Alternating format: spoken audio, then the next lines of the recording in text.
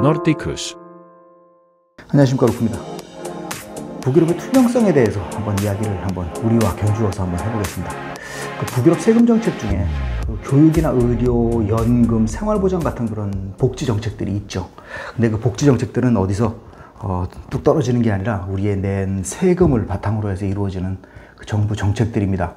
근데 이 정부 정책이라고 그러면 우리가 내는 세금이 제대로 잘 쓰여지고 있는지, 혹시 또 허투루 낭비되고 있지 않은지라는 그런 의심을 그럼 갖게 되죠, 당연히.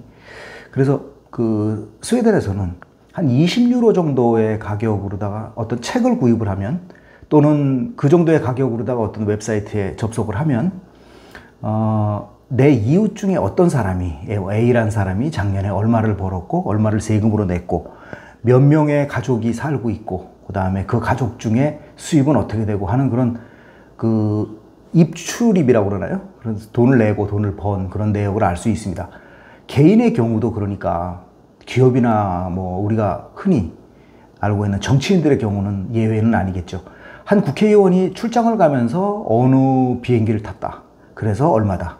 또 아침에 어느 길거리에 있는 빵집에서 무슨 크루아상을 먹고 어떤 커피를 먹었다, 그래서 합계가 얼마로 나와서 출장비 이 정도 썼다 하는 그 정도까지 자세하게 나오는 문화니까, 투명성이 이 정도는 돼야 되지 않나 라는 생각이 드실 수도 있겠습니다.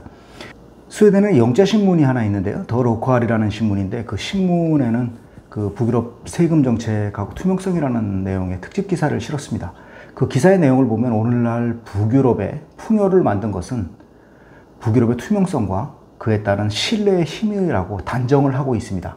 기업하고 사회 전반에 걸쳐서 수익을 얼마를 냈고, 그 다음에 작년에 비해서 올해 얼마나 더 성장을 했나 같은 그런 영향력보다도 우리가 작년에 어떠한 정당한 방법으로 돈을 벌었고 세금을 얼마를 냈고, 또 우리의 전통에 따라서 우리가 이런 모습을 지켜가고 있다라는 그런 책임감이나 사명감 같은 것이 더 중요하게 생각되는 북유럽 사회에서는 어떻게 보면 투명성의 문제가 당연한 것 아닌가라는 그런 생각도 들 수 있겠습니다.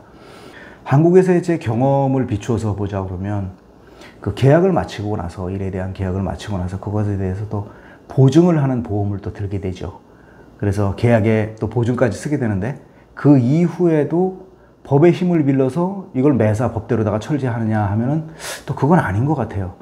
또 어떤 계약을 보면은 이것도 사람 냄새가 너무 나지 않는 것 같으니까 우리 그냥 적당히 합시다라고 하는 그런 이야기를 또 하다가도, 또 한편으로는 그렇게 되려고 그러면은 서로 간에 이제 믿는 신뢰가 있어야 된다는 얘기잖아요. 근데 그런 것도 아닌 것 같은 그런 눈치가 보이곤 합니다.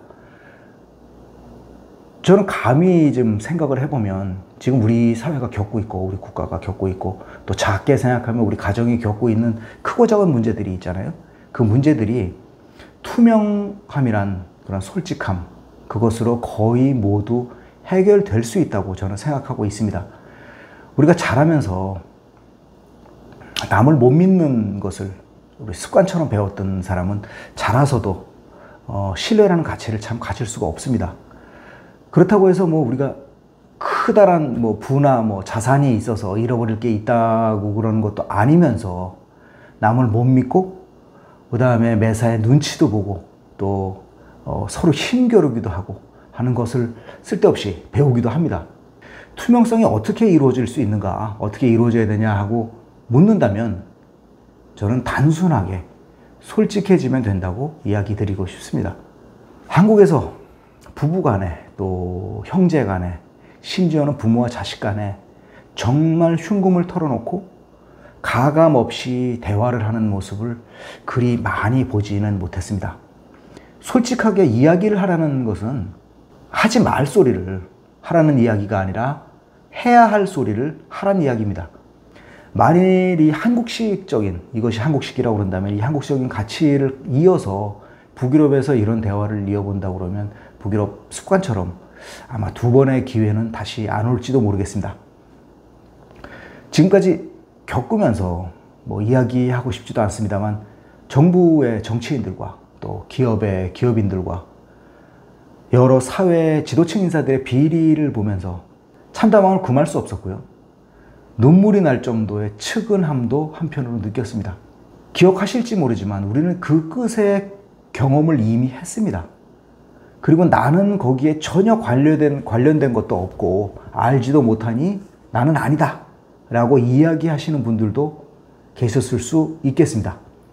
하지만 저는 정말 그것이 맞다고 생각하지는 않습니다. 우리가 그 자리에 그 상황에 없었기에 다행스럽게 그 우리가 알고 있는 끝을 함께 맞지 않은 것이지, 만일 우리가 그 자리에 있었다 그러면 또 상황이 어떻게 바뀌었을지 우리는 자신할 수 없는 일이기 때문입니다. 한편으로는 누군가에 있는 그 비리를 저지를 수 있는 그 자리에 있는 그 사람을 부러워할 수도 있겠습니다. 왜 처음 보는 사람들, 대중교통에서 처음 만나는 사람들을 의심하고 아파트에서 만나는 이웃들을 경계해야 합니까? 가족마저 의심하고 솔직해지지 못하는 그런 환경에서 우리가 전해주고 싶은 교육이 과연 아이들에게 무슨 소용이 있겠습니까? 신기하게도 투명하게 신뢰를 주는 그런 것보다 서로 의심하면서 경계를 하는데 더 큰 문제가 생기고 있다는 것이 좀 아이러니하게도 느껴집니다. 사회적 신뢰의 힘은 굉장히 무섭습니다. 내가 남을 믿고 남이 또 나를 믿어주는, 그렇기 때문에 계약서 한 장 필요치 않고 구두 계약으로 일을 시작할 수 있는 북유럽 사회에서의 단순함은, 그 효율성은 굉장히 놀랍습니다. 저도 겪었던 일이기 때문에 감히 말씀드릴 수 있겠습니다. 북유럽이 항상 부러운 나라는 아닐 겁니다. 나쁜 점도 많고 요즘에 드러나고 있는 문제점도 굉장히 많이 있습니다. 하지만 이런 사상적인 가치들, 특히 투명성이나 신뢰 같은 이런 솔직함의 가치들은 왜 그들이 그런 생각을 했는가, 또 어떻게 수천 년간 이런 가치들이 지켜왔는가를 보면 굉장히 남다르게 느껴지고요. 또 고개가 숙여지는 일이 많습니다. 그 솔직함이 투명하고 깨끗한 시스템을 이룰 때 우리 사회가 더 투명성에 가깝게 나가는 선진국이 될 수 있지 않나라는 생각을 해봅니다. 감사합니다.